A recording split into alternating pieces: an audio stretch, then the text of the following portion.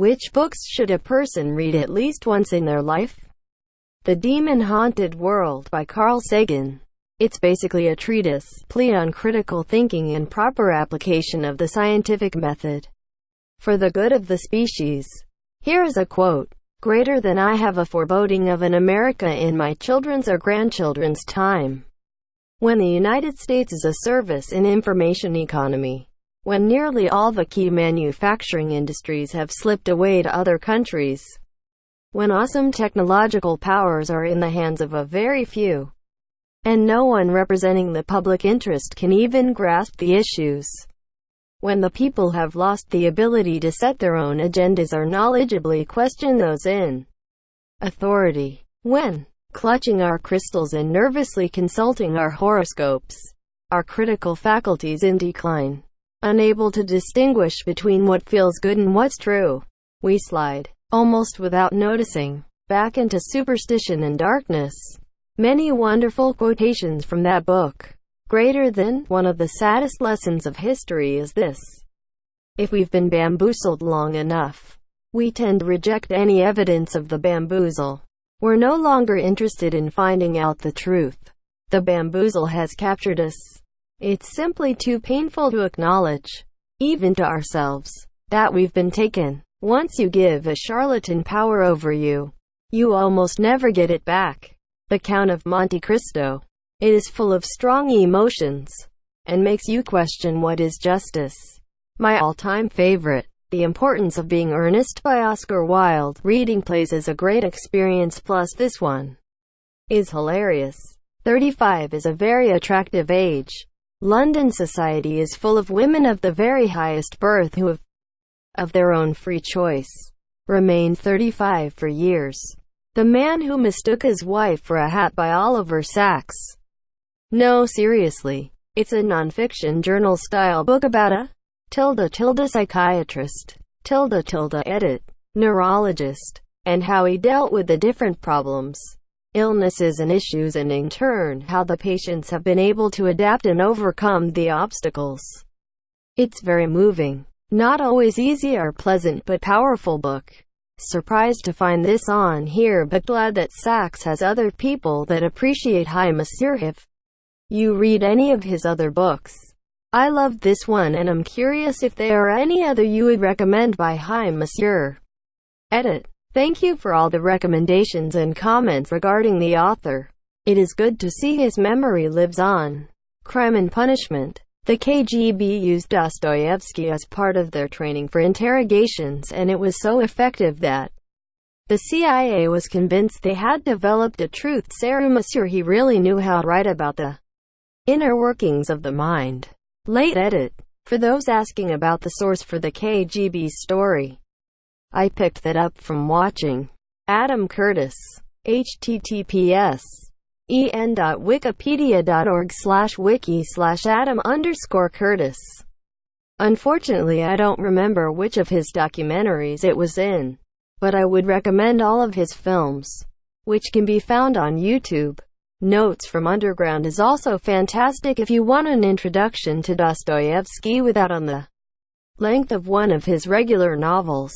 Also, The Double, A Nasty Story, and The Gambler. I love his writing, but I'm more of a novella guy myself. These texts are excellent for an afternoon's read and really warm you up to his writing style. Notes from Underground really impacted me the first time I read it. Man's Search for Meaning by Viktor Frankl. I often think of that book. What did it for me is when he talked about how some German guards were kind and some Jews were cruel. So while he saw that circumstance is what drove most people most of the time, he strongly believed that you can choose, if you try hard, to act differently than circumstances demand you act.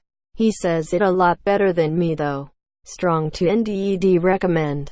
The Things They Carried by Tim O'Brien. A Short History of Nearly Everything by Bill Bryson.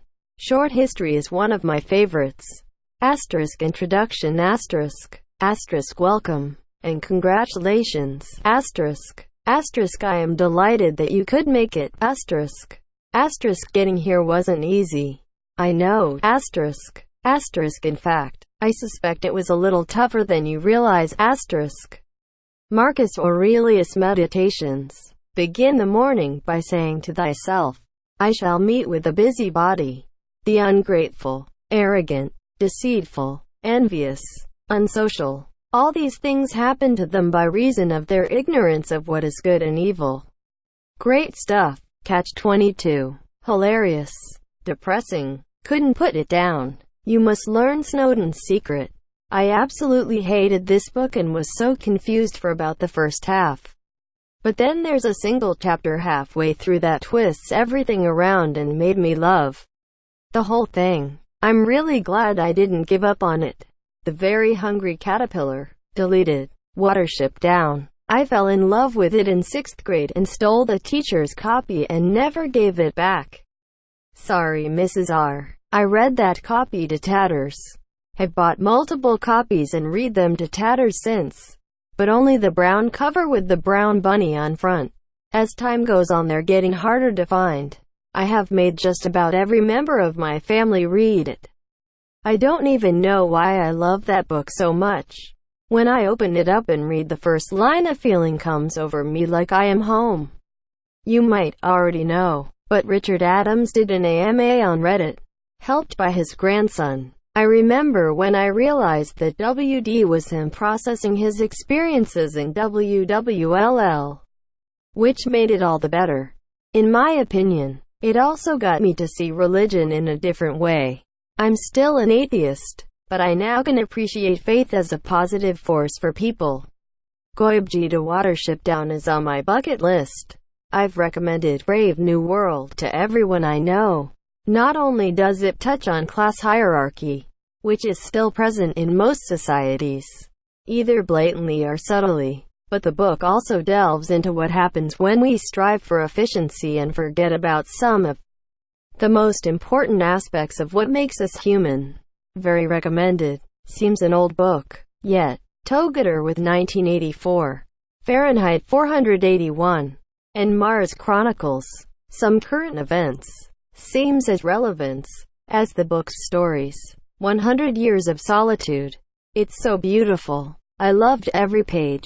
Wherever they might be, they always remember that the past was a lie, that memory has no return, that every spring gone by could never be recovered, and that the wildest and most tenacious love was an ephemeral truth in the end. The Stranger by Albert Camus. The Trial by Franz Kafka. The Old Man and the Sea by Ernest Hemingway. All three tackle the struggle of a man and the society around him. Monsieur Meursault in his simple otherness and detachment from those around him. Monsieur Herké in his suffocation under a society and system that is other and inexplicable to him. Monsieur finally the story of Santiago and the society that determines he has no value.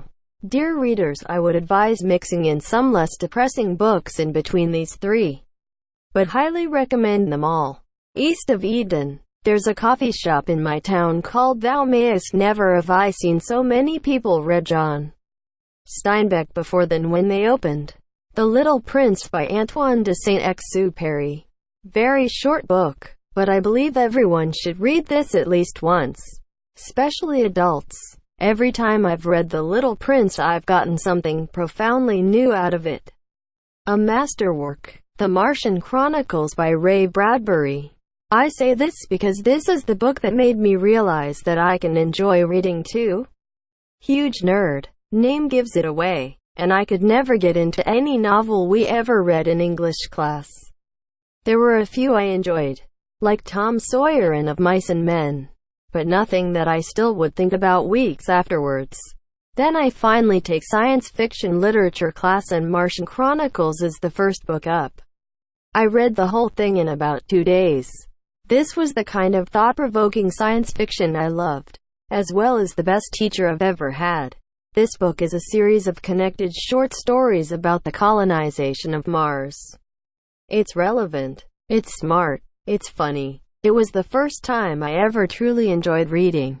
After that I spoke to my teacher about other things I might like. Huge fantasy nerd too, so he recommended me Jim Butcher's Codex Alera series. It's essentially Avatar: The Last Airbender crossed with A Song of Ice and Fire. That was the first long-form novel series when read, and I'd be sitting in class getting yelled at to stop reading. I was so into it. Butcher's other series, The Dresden Files, is also really good. Sorry for the rant. This book is pretty important to me. Highly recommend it to any science fiction fans. Oh, also the Expanse novels. Read Monsieur, they're fantastic. I remember our teacher took us out to read one of the stories, but because of the bad language he replaced the N-word with the next worst insult in his book, which was hipsters. So we had a middle-aged man yelling, "Hipsters! Hipsters!" outside our school, and it was hilarious.